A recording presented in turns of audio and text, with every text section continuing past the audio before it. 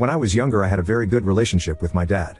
My parents divorced when I was an infant, but I spent weekdays with my mom and weekends with my dad. My dad and I were like best friends, and we had a simple routine every weekend where we'd get 5 Redbox movies to finish during the weekend, we'd go fishing, we'd play soccer, and we'd bike to this little secret playground near the zoo. Something else I was used to was my dad always having new girlfriends that never lasted more than 2 weeks. The only one who lasted longer, a woman I really liked who lasted 2 years, left my dad when I was 10. But my relationship with my dad was the same as ever until I was 12 and my dad met his now wife. This woman has 2 kids, one older and one younger than me. They moved into my dad's apartment after only 2 weeks. My room was already small, but my tiny mattress and 3 small plastic drawers were shoved into the corner of the room to make space for the daughter's bunk bed and dresser. Before I knew it, they started putting my bed in a closet until I came to visit and often would forget to take it out at all. When my dad moved into a bigger house, the older sister got her own room while I had to share one with the younger sister every weekend. The 3 small drawers I had were soon just one drawer because the little sister wanted the other 2 for her toys. Slowly, I started visiting my dad less and less. Then everything went especially wrong when my dad got his girlfriend pregnant after 1 year. They got married and I didn't know that for a whole month because he didn't even tell me. I also didn't know my baby half-sister was born until weeks after she came home from the hospital. To make his new family happy, he started spoiling them and stopped paying child support for me and my mom.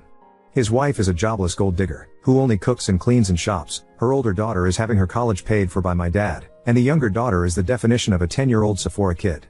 As for my half-sister, she is still a toddler but is clearly spoiled and hates the word no. The routine I used to have with my dad is now dead. As for my stepdad, he's been with my mom since I was 5.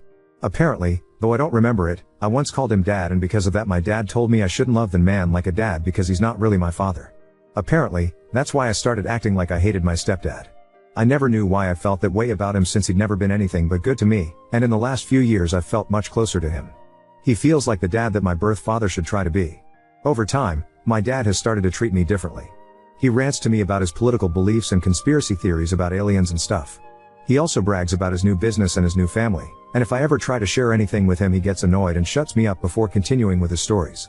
It's like now he sees me as a buddy rather than his freaking daughter.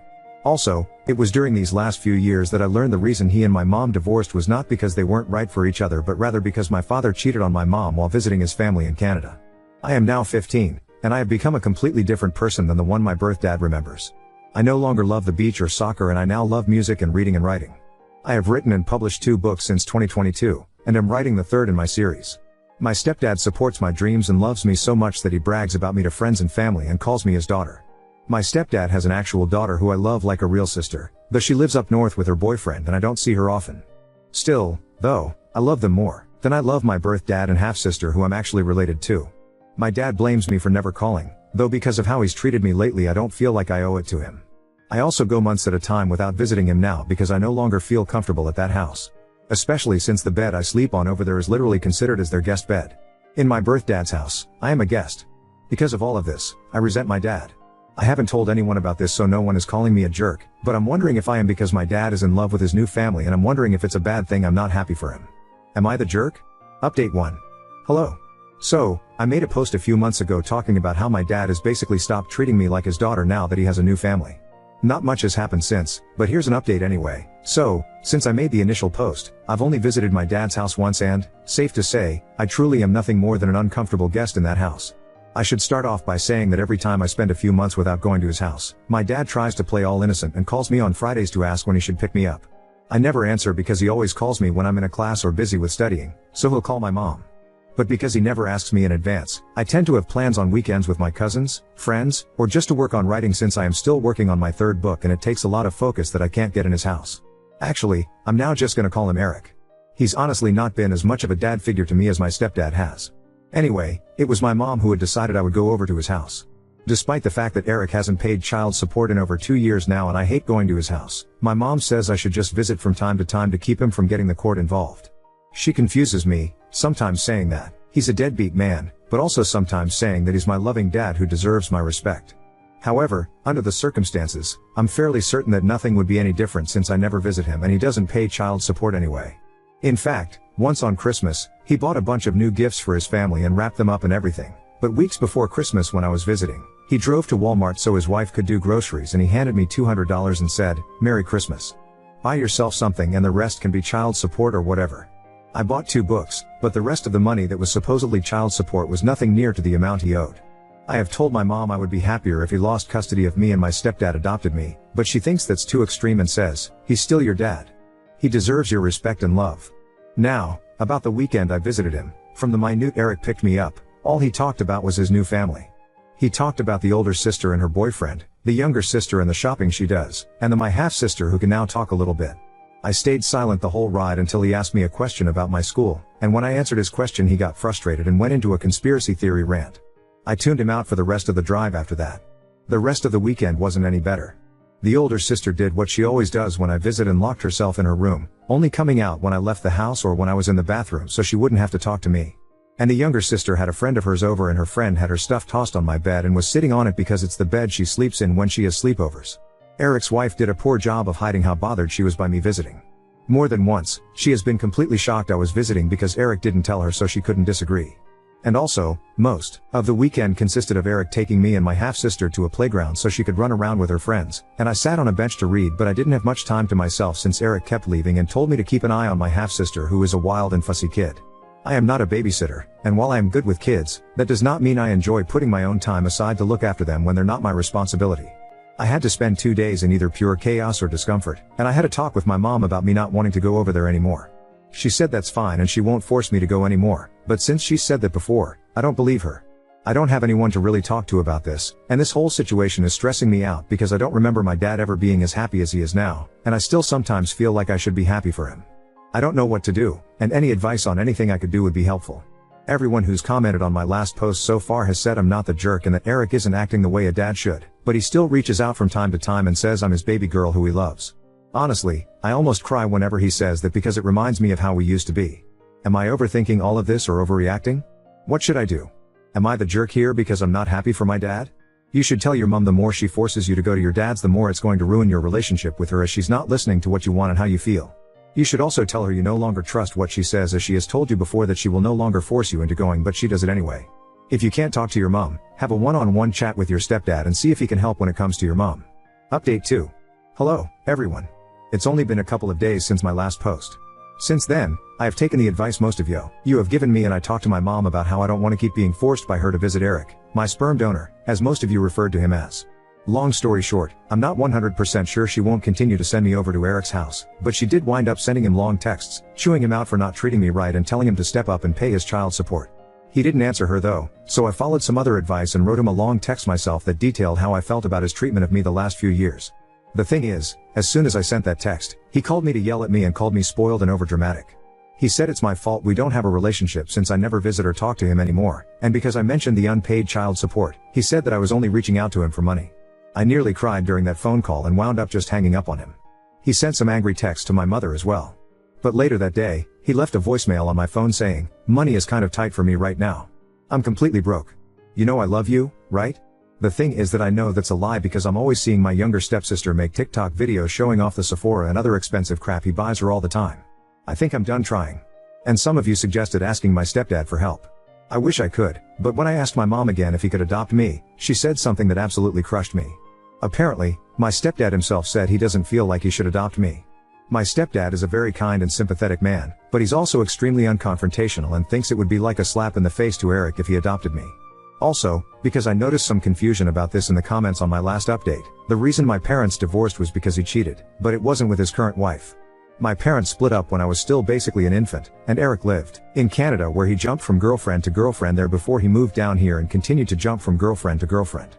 When I was 12, he met and knocked up his wife, Alejandra, and married her without telling me till a month after their courthouse wedding. Also, some of you asked how old I am. I am 15. It feels ridiculous that I have this stress on me at my age, and I can't really talk to anyone about it. I can't talk to my stepdad because he's always working and I'm only ever with him when my mom is there too, and I don't like talking to her because she always tells me that I'm too young to really feel how I feel. The last time I tried to discuss my mental health with my mom, I asked her if I could start going to therapy and she said that therapists are dumb and that I can just talk to her or pray to God if anything is wrong.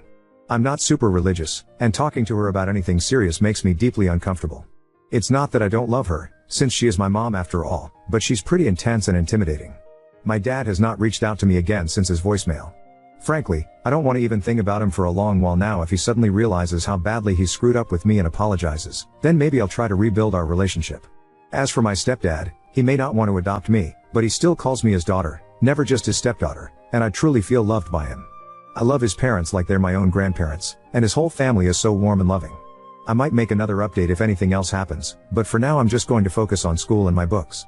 Maybe now that I understand that Eric really doesn't care that much about me anymore, I can finally focus on finishing my third book.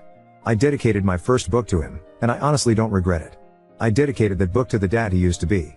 It's not like he'll ever read that book since he doesn't think it's smart, that I want to be a writer, but I don't care. I'm done. Thank you to everyone who gave me advice and told me I wasn't the jerk. Update 3. There were a lot of people asking similar questions, and it was all a bit overwhelming, so I didn't respond to any of them directly, but I will answer those questions here before I get on to the actual reason for this update. So, a lot of you were saying that I should talk to a school counselor or something. The thing is that I do virtual homeschool, and my mom works from home a lot, so I'm honestly just a bit too scared to try that. Plus, even if I did talk to my counselor without my mom being around to hear, I really don't trust any adults to keep these kinds of things to themselves. I know that sounds a bit dumb and paranoid, but it's really just how my brain thinks. A lot of you also said that I should bring up the therapy thing with my mom again, but I know for a fact that won't work. My mom really doesn't believe in therapy and believes that praying to God or having her preach about the Bible to me will solve everything. As for my stepdad, I love the guy like a real father, and I see him as my true dad even if he doesn't want to adopt me, but he really is no help with the therapy issue either because he always just agrees with whatever my mom says to avoid arguments. But I'm doing fine right now though, and I honestly think things are going to start getting better. And I think this because I'm pretty sure my mom is finally gonna file for sole custody and court-ordered child support. One thing I guess I should have made clear is that my parents sorted out their custody and child support agreement amongst themselves when they divorced. The agreement is that I spend weekends with my dad, and he pays my mom $100 per week. I'm pretty sure my dad only stuck to that agreement to keep himself looking good until he could finish his US legalization process, since he used to be an immigrant from Canada. Once he was legalized, he stopped paying child support and began spoiling his new fam. Anyway, I went to my dad's house last weekend. This time, my mom didn't force me, and I actually decided I wanted to go because I wanted to give my dad one last chance. He picked me up from my mom's house, and we didn't get down the street before we were fighting. I was excitedly telling him about a business idea I had where I can make book boxes and sell books with DIY necklaces and hand-painted bookmarks that match book covers, and he was telling me my idea was stupid and unprofitable and a waste of money and time. It was an hour-long drive to his house, and he was getting political or angry over every little thing I said. When I told him I was thinking about applying to colleges like Harvard or University of Chicago in the future, he began to yell about all the dangerous Cuban and Mexican immigrants in Chicago and began saying that Harvard is a waste of time since it's just as good as any other college, but rich people go there, which is why it's so famous. I wound up yelling at him that he can't act so high and mighty over non-white immigrants because he was also an immigrant not too long ago. Also, I never understand why it is my dad is always so racist about Hispanic people when my mom and his current wife are both Latinas. He went on one rant after another, and I was so sick of it that instead of staying quiet like always, I actually argued back. Because of that, my dad spent the whole weekend complaining about my bad attitude. I told my mom about all of this.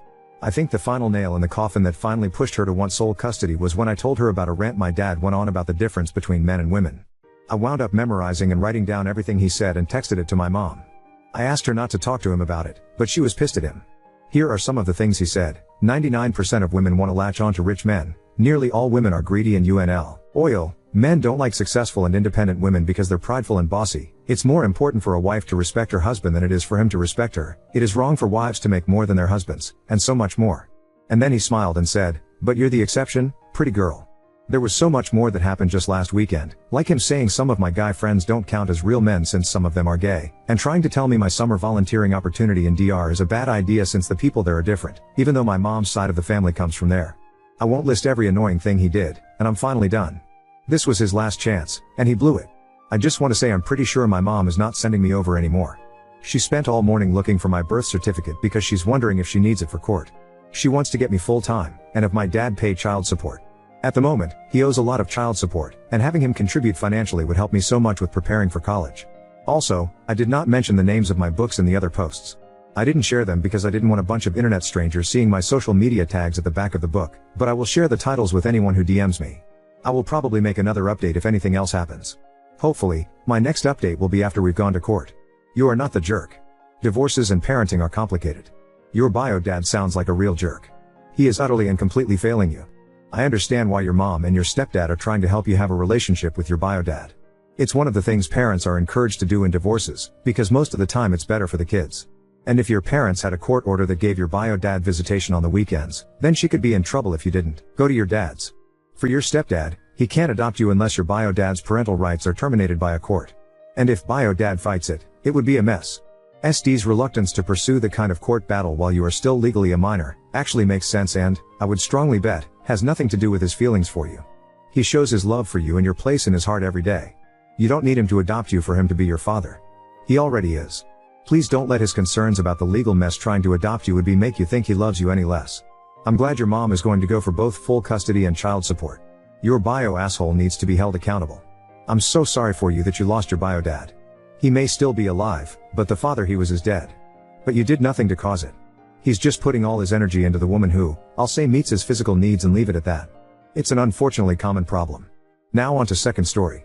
Coworker insists on blocking the doorway, so I confront him and report the issue to HR, even considering putting up warning flyers in the building.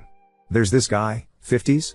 Who works at a different company in the same business building as my company who blocks the doorway by leaning against one side and extending his arm out across it, if a woman happens to be arriving at a doorway at the same time as him. Never says anything. Just does this eye contact smile thing for maybe 3 seconds and then allows us to go through. Today it was finally my turn. I got to the main building door right after him, so instead of holding it open so it didn't close in my face like most people do, he just holds it open and stands there with a smug smile. It makes me nervous. I go, can please enter the building?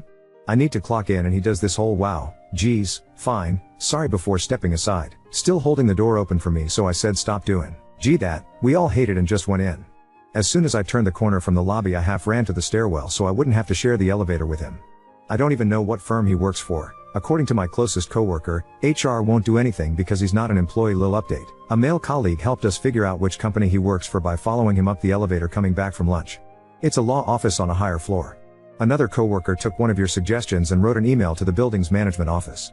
I went to my department manager and carefully asked if this sort of thing were to happen, would I report it to our own HR? And he said it should at least be on record, even if it's hard to prove, which made me give him the fry eyes, IYKYK, but I went back and typed up an email and sent it, CC'd him and BCC'd other women that I have specifically seen or heard them deal with him. If he thought I was being hypothetical, now he knows I wasn't.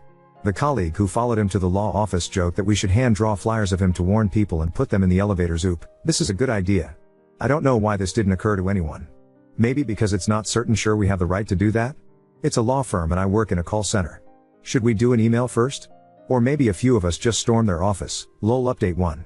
Yesterday was a long day for me. I came in early to 1, make up for lost time spent focusing on this BS, and 2, to avoid the noid.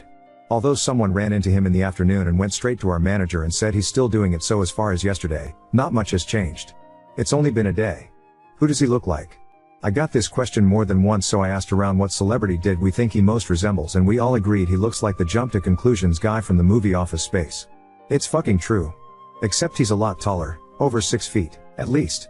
Thank you so much for all your support and suggestions. I've never been advised about pepper spray so much. I do carry it, but the one time I had to use it got in my eyes too, so it's become more of a last resort tool. I told everyone in the bullpen about whipping out our phones and taking a pic or video, including people who happen to notice from a distance. In the moment I think a lot of us kind of freeze up. I did, so having a plan of action ahead of time really helps. I took one person's suggestion about wearing huge headphones. The theory is that because people who wear those are in their own little world, it's acceptable to show no concern, which makes attention seekers feel less significant. So I wore mine today and got here at my normal time, but no one was hanging around the main entrance. Not sure if that's because the email or not. It's probably too early to hear of any official steps taken. But I did feel kind of young and cool on the light rail. Way more comfy than my AirPods. One person DM'd me the song De Todo Un Poco from Dirty Dancing and said next time someone should cue it up on their phone, blast it and start a limbo line, all genders welcome. Several folks asked about what I wrote in the email, so here's a copy-paste of it, with identifying details omitted or changed. I'll post another update when more happens, hopefully today. I keep rereading the email and my stomach has been flipping over and over like I'm a kid about to get in huge trouble. Blarg, I am writing on behalf of myself and several employees at a call center company, located on the 3rd floor of our shared building, to inform you about some workplace harassment we have been experiencing. For several weeks now, an employee at your firm has been intentionally intimidating women by interrupting their path of travel to and from our offices by blocking the doorway with his body in order to force an interaction. He will not move aside until some kind of verbal exchange has happened. He only does this with women, as far as we've observed and documented, which makes us inclined to call this sexual harassment. This behavior is of course unacceptable. This individual creates a very uncomfortable work environment, despite being in different organizations on different floors. He will often be the first interaction of the day, as he seems to linger around the main building lobby and entrance in the mornings. He will also do this with the elevator doors by stalling them from closing or blocking access to the button panel. This has been setting a tone that interferes with having a secure working experience. Many of us have made multiple attempts to address the issue with this person directly, including myself, who told him firmly that we do not like it when he does this. We are requesting that your firm take immediate action to investigate and address this issue. This has already been discussed with our department manager and HR department, and they're looking forward to hearing from yours. I have CC'd them on this email, as well as the blah blah plaza building manager. It is fair to assume that with 6 different organizations sharing this same building, our employees are not the only ones experiencing this. Please inform us when call center company can expect to see the results of your investigation and what measures will be taken to ensure that this type of behavior does not happen again in the future. We hope that this issue can be resolved quickly, and that appropriate actions will be taken to ensure that all employees working in blah blah plaza feel safe and respected as we all make our way to and from our offices.